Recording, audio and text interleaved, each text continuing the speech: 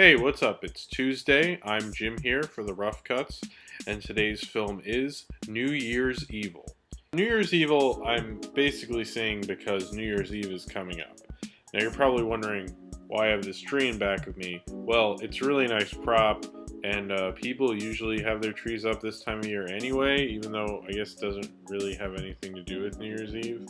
A killer who's loose on New Year's Eve and is calling into this New Year's Eve countdown show that has like all these bands playing, and there's this one like DJ, I think her name was like Blaze. There's a call-in show and there's bands playing between. Someone calls in and says he's gonna kill someone at every time zone in the US is midnight, and he says he's gonna kill someone she knows and she loves. The killing spree parts, where he's on the killing spree, are the better parts of the film, and he has an aura of mystique about him, the killer, because you don't really know who he is. He's using this voice changing thing for the phone, and he's always wearing disguises, and you don't really know what his whole deal is. But as soon as they start to explain this character, it gets really dull and boring. Like, I don't actually understand why they explain the character, and I hate in horror movies where they like explain way too much, because the thing that really scares me in a horror movie is not knowing what's going on. That's scarier than, you know, having someone hold your hand through something. This is an obvious Halloween ripoff. It was produced by Golem Globus, who are Yarm Globus and Miriam Golan. I think that's how you say their names. They also produced Masters of the Universe, which was, I already did that review for the Rough Cuts, and they produced Alien from LA with Kathy Ireland, which is one of my favorite Mystery Science Theater episodes.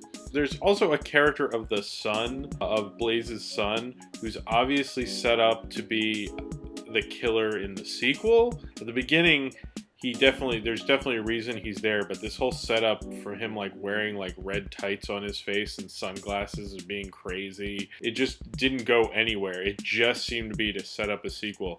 But there is no New Year's Evil 2. Or at least if there is, I couldn't find it. And the music I actually kind of liked. It had, when the horror parts are going on, it had atmospheric kind of synth horror music.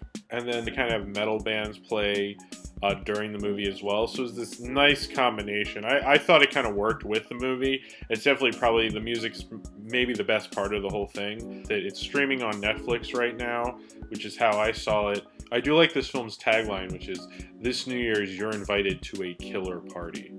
If you're into like B horror from the 80s and the 70s, I think this is worth at least checking out on New Year's Eve, just as like a fun thing. You know, you get back from a party, you're a little drunk, put on New Year's Evil on your Netflix and chill out, and hey, you can even fall asleep during the third act because it sucks anyway. So, if you've seen New Year's Evil and you would like to talk about it, then comment below in the comments. Subscribe to The Rough Cuts if you haven't already. Subscribe to my main channel, which is the info box below. Follow me on Twitter, Tumblr, and potentially VHX.